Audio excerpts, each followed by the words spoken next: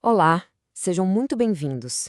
Hoje a gente vai mergulhar de cabeça numa das questões mais centrais e, vamos ser sinceros, mais frustrantes da vida cristã. Por que mudar de verdade de forma duradoura parece tão difícil? Muitos de nós temos um bom conhecimento da Bíblia.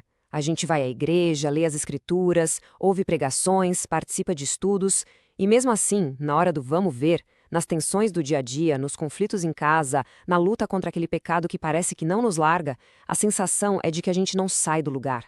Parece que existe um abismo gigantesco entre o que a gente diz que crê no domingo e o jeito que a gente reage na segunda-feira. É quase como se a nossa fé fosse só um seguro para a vida eterna, mas que tem pouca utilidade para as crises e os desafios do aqui e agora. Para guiar a nossa análise, a nossa conversa vai girar em torno da obra fundamental de Timothy Lane e Paul Tripp, Como as Pessoas Mudam. E olha, esse livro não é mais um manual de autoajuda com uma capa cristã. Pelo contrário, ele busca resgatar a centralidade do Evangelho para o processo de santificação. Os autores nos dão um mapa, um GPS teológico e pastoral, para a gente entender não só por que a gente patina, mas como acontece a verdadeira transformação que o Evangelho promete e realiza. Então, se prepare. Vamos fundo nesse tema que é vital para todos nós. Bom, para a gente ter um mapa do que vamos conversar hoje, vamos seguir este roteiro de 6 pontos. Primeiro, a gente vai diagnosticar o problema de raiz, o que os autores chamam de o vazio no Evangelho. Depois, na segunda parte, vamos explorar as falsas esperanças cristãs, que são basicamente os atalhos e as ciladas que a gente cai na busca por mudança, muitas vezes sem nem perceber. A partir do terceiro ponto, a gente faz uma virada de chave. Saímos do problema para a solução, apresentando o grande panorama da mudança, que é o mapa de Deus para a nossa jornada. Nas sessões 4 e 5, que são o coração da nossa conversa, vamos dissecar as peças desse mapa. Primeiro, calor, espinhos e o coração, para entender a dinâmica do problema lá no fundo. E depois, a cruz, nova identidade, para a gente entender de onde vem o poder para a solução. E por fim, na sexta sessão, vamos ver como tudo isso se torna realidade na prática, no que os autores chamam de fruto à mudança em comunidade. Vamos começar essa jornada. Para a gente começar a entender o X da questão, Lane e Tripp nos contam uma história real e bem impactante, que funciona como um estudo de caso perfeito. A história de Phil e Ellie. O Phil não era um cristão qualquer, ele era um teólogo, um cara com um conhecimento profundo da Bíblia, da teologia, da história da igreja. A Ellie, sua esposa, era uma crente dedicada. Olhando de fora, eles pareciam ter todo o equipamento teológico para ter um casamento incrível. Mas a realidade era outra, completamente diferente. O casamento deles estava ruindo, cheio de brigas, de ressentimento, de uma distância que só aumentava. A história deles é o ponto de partida ideal para a gente entender o conceito que vamos explorar agora, o vazio do Evangelho. E aqui está a observação do conselheiro, que é cirúrgica, que define o problema com uma precisão impressionante. Quando eles contavam a história da vida deles, das brigas, das frustrações, Deus simplesmente não aparecia na conversa.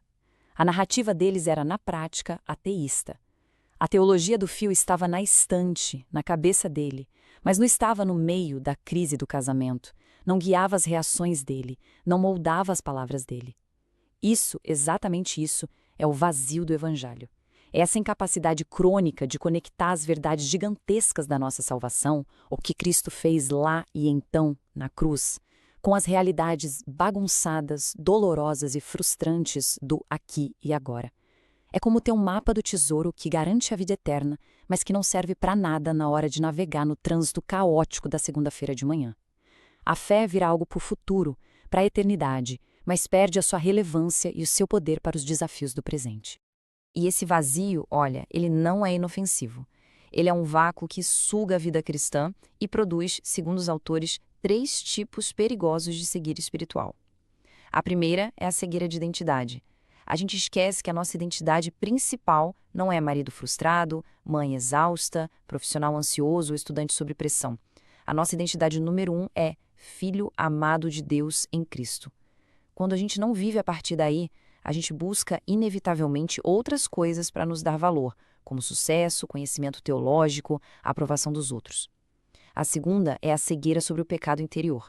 A gente começa a achar que os nossos maiores problemas são externos, o cônjuge difícil, o chefe injusto, a crise econômica. A gente subestima a guerra que acontece dentro do nosso próprio coração. E por fim, a terceira é a cegueira sobre o processo de Deus. A salvação não é a linha de chegada, é o ponto de partida.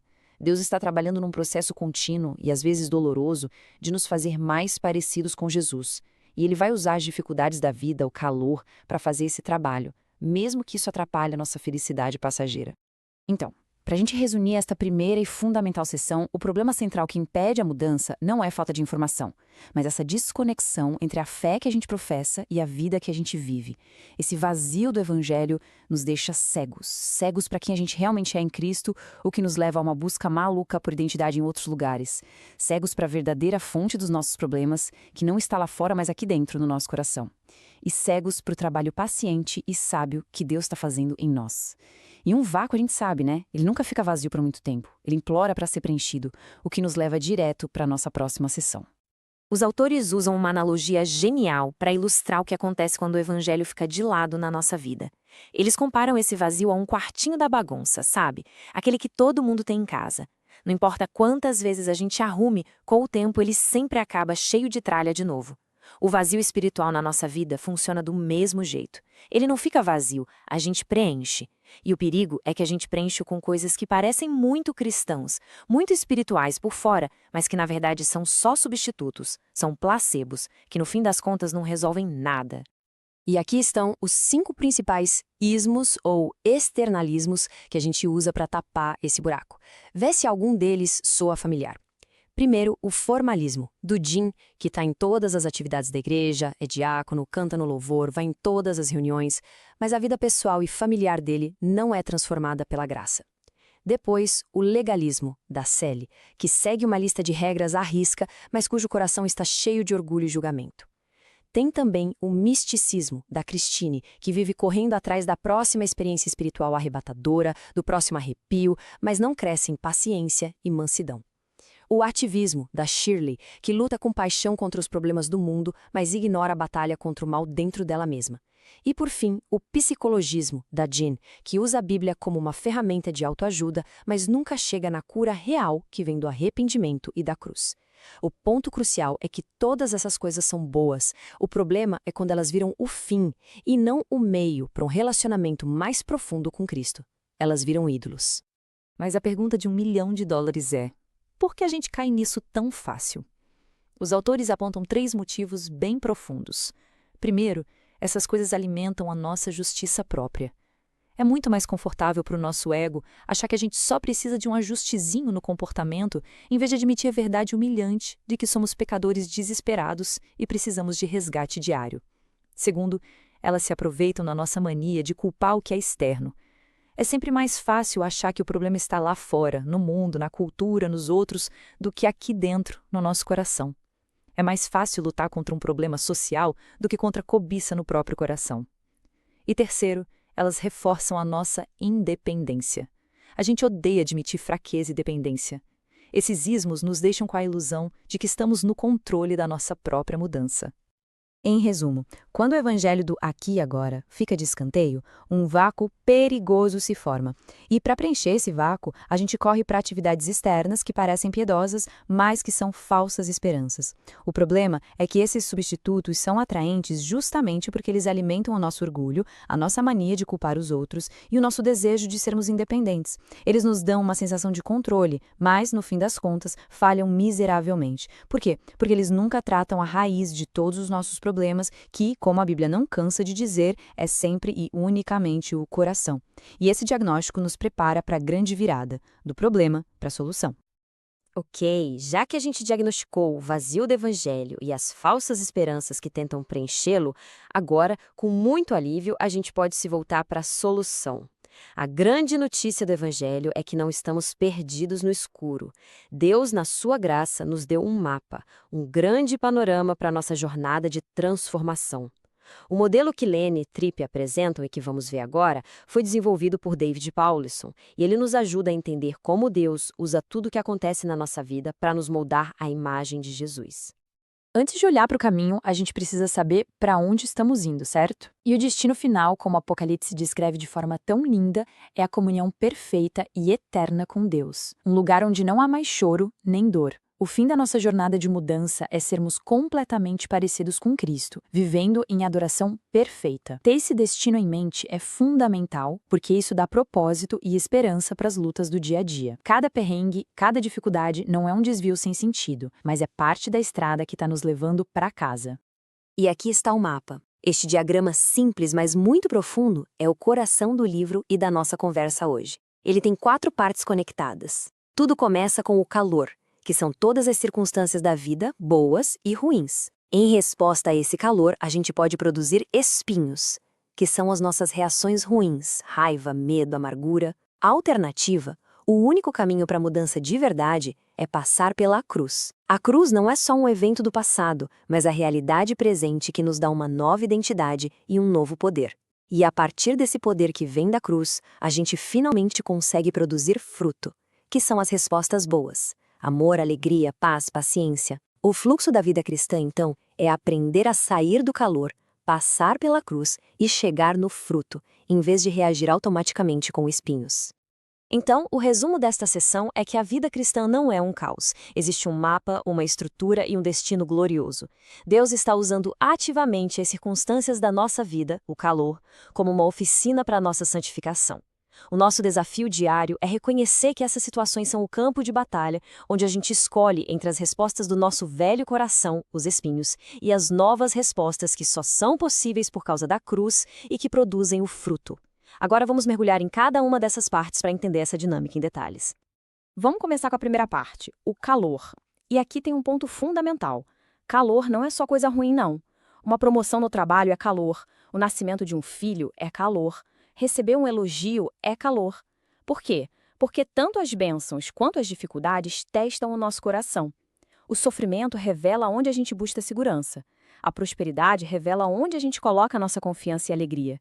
Deus, na sua sabedoria, usa todas as situações, as boas e as ruins, para mostrar o que realmente está no comando do nosso coração.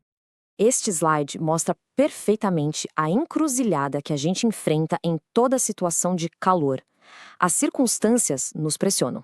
Um trânsito infernal, uma crítica no trabalho, uma doença na família. Diante dessa pressão, a gente pode reagir com espinhos. Amargura, raiva, medo, ansiedade. Ou, pela graça de Deus, podemos responder com fruto, perdão, paciência, fé, paz. E aqui está a grande sacada, talvez a ideia mais importante do livro todo. As circunstâncias não causam as nossas reações ruins. Elas apenas revelam o que já estava no nosso coração. O trânsito não cria raiva. Ele só revela a nossa idolatria por controle e conveniência que já estava lá. A crítica do chefe não cria insegurança. Ela só expõe um coração que busca sua identidade na aprovação dos outros e não em Cristo. E com esta citação, a gente chega no diagnóstico final de Lane e Tripp. Se as circunstâncias só revelam o que está no coração, qual é o problema do coração? A resposta é idolatria. As nossas reações ruins, os espinhos, brotam de um coração que cometeu traição espiritual, um coração que deixou de adorar a Deus para adorar outra coisa. Os autores fazem uma conexão genial com os 10 mandamentos. Eles dizem que a raiz de toda desobediência aos mandamentos sobre relacionamentos, do 4 ao 10, é sempre uma quebra dos primeiros 3 mandamentos, que são sobre adoração. Em outras palavras, o nosso problema fundamental não é de comportamento, é um distúrbio de adoração. A gente pega coisas boas, conforto, controle, aprovação, sucesso, e transforma em coisas supremas, em ídolos que mandam no nosso coração. Tá, mas como a gente descobre esses ídolos escondidos no nosso coração? Os autores nos dão uma ferramenta prática e muito poderosa, as perguntas de raio-x. Elas nos ajudam a olhar além do comportamento, identificar a adoração falsa por trás dele. Por exemplo, quando perdemos a paciência e gritamos com os filhos, a pergunta não é só por que eu gritei, mas sim o que eu queria tanto naquele momento. Ordem, silêncio, controle, que eu estava disposto a pecar para conseguir? Quando sentimos uma ansiedade paralisante sobre o futuro, a pergunta é: onde estou buscando a minha segurança? No meu planejamento ou na soberania de Deus? Essas perguntas são como um bisturi que expõe a idolatria na raiz do nosso pecado. Para a gente amarrar essa sessão crucial, as circunstâncias da vida, o calor, são o laboratório de Deus. Elas não criam nossos problemas, elas revelam o que já está no nosso coração. E o que elas revelam? Que as nossas respostas pecaminosas, os espinhos, não são só deslizes. Elas são o fruto amargo de um coração idólatra, um coração que busca a vida em segurança em coisas criadas em vez no Criador. Esse diagnóstico é radical, profundo e humilhante. Ele nos mostra que o problema é bem mais grave do que a gente imagina. Mas só quando a gente entende a gravidade da doença é que a gente pode valorizar de verdade a beleza da cura. Se a raiz do nosso problema é um coração idólatra, a solução não pode ser simplesmente tentar se comportar melhor. Isso seria como tratar um câncer com um band-aid. A gente precisa de uma transformação no nível da adoração. E é aqui que a gente chega no centro de tudo, a cruz de Cristo. Para Lane e Tripp, a cruz não é só um evento histórico que nos perdoou. Ela é a realidade presente e poderosa que nos dá uma nova identidade e um novo poder para viver diferente hoje, no meio do calor. A base teológica para tudo isso é o que chamamos de união com Cristo. Pensa num casamento. Assim como no casamento duas pessoas se tornam uma só, pela fé a gente é unido a Cristo de forma inseparável. A história dele vira a nossa história. A justiça perfeita dele é colocada na nossa conta. A vitória dele sobre o pecado e a morte vira a nossa vitória. Isso quer dizer que a nossa identidade fundamental não está mais nos nossos sucessos ou fracassos. Nossa identidade primária está nele. Não somos mais definidos pelo nosso pecado, mas pela nossa união com o Salvador. Como Paulo diz em Gálatas 2:20, não sou eu quem vive, mas Cristo vive em mim. E o que essa nova realidade da cruz faz na nossa vida na prática? Primeiro, ela nos dá uma nova identidade. Não precisamos mais lutar por aceitação. Em Cristo já somos plenamente aceitos e amados pelo Pai. Segundo, ela nos dá um novo potencial. Não estamos mais sozinhos na luta. O próprio Espírito Santo mora em nós, nos dando poder para fazer o que antes era impossível. Terceiro, ela inaugura um novo processo. O fracasso não é mais o fim da linha. Por causa da cruz, a gente tem acesso contínuo à graça e ao perdão. E quarto, ela nos garante uma nova esperança. Nosso futuro está seguro em Cristo, o que nos liberta do medo e nos dá coragem para enfrentar o presente.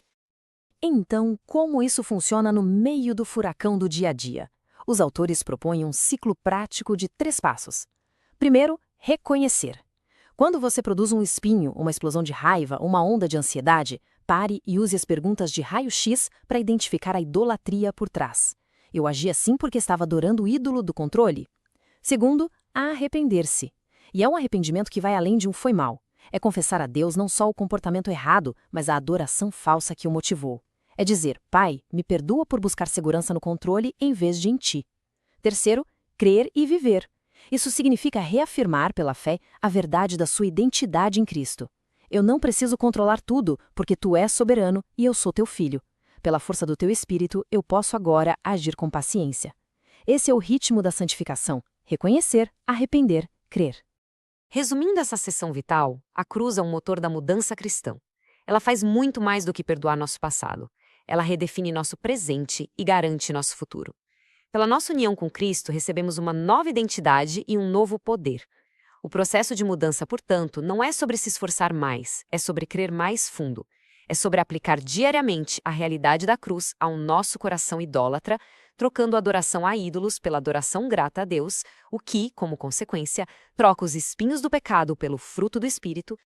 E com isso, a gente chega no resultado final de todo esse processo, o fruto. Se o calor é o contexto, os espinhos são a resposta do velho coração e a cruz é a fonte de poder, o fruto é a evidência visível da obra de Deus num coração transformado. E é importante notar que o fruto não é só um comportamento melhorado, é algo positivo, bonito. É o próprio caráter de Cristo. Amor, alegria, paz, paciência, bondade, fidelidade, mansidão e domínio próprio se formando em nós e aparecendo nas nossas ações e relacionamentos. E onde é que esse fruto cresce? A resposta da Bíblia é clara: em comunidade. A mudança cristã nunca foi para ser um projeto individualista ou uma jornada solitária. Deus nos fez para crescer juntos. Este testemunho de uma mulher citado no livro mostra isso perfeitamente. Ver a luta honesta e o crescimento de outra pessoa nos dá coragem para sermos honestos sobre as nossas próprias lutas. Ver a graça de Deus agindo na vida dela nos dá esperança de que Ele pode agir na nossa também. A comunidade vira um laboratório da graça, onde a gente é encorajado e confrontado com amor. A igreja local, quando ela é saudável, é o ambiente perfeito para isso acontecer. Primeiro, com relacionamentos redentores, onde a gente pode ser honesto sobre nossas lutas sem medo de condenação. Segundo, através do ministério da palavra, que sempre nos aponta de volta para a cruz. Terceiro, os sacramentos, como o batismo e a ceia, que são lembretes visíveis da nossa nova identidade. E, finalmente, o serviço mútuo, que nos tira do foco em nós mesmos e nos dá chances práticas de amar e servir uns aos outros, ou seja, de produzir fruto. Para fechar esta última sessão, a mudança que Deus faz na gente não é para ficar escondida. Ela aparece de forma visível no fruto do Espírito, que é a prova de um coração apaixonado por Cristo. E o ambiente, o ecossistema que Deus escolheu para cultivar esse fruto, é o solo fértil da comunidade da igreja. É nos relacionamentos, na responsabilidade mútua, na adoração e no serviço que a nossa transformação pessoal ganha vida e é acelerada. A vida cristã é, por definição, um esporte de equipe. Chegando ao fim da nossa análise, qual é a grande mensagem? A mensagem de Lane e Tripp é profunda, bíblica e, acima de tudo, cheia de esperança. A mudança de verdade é possível.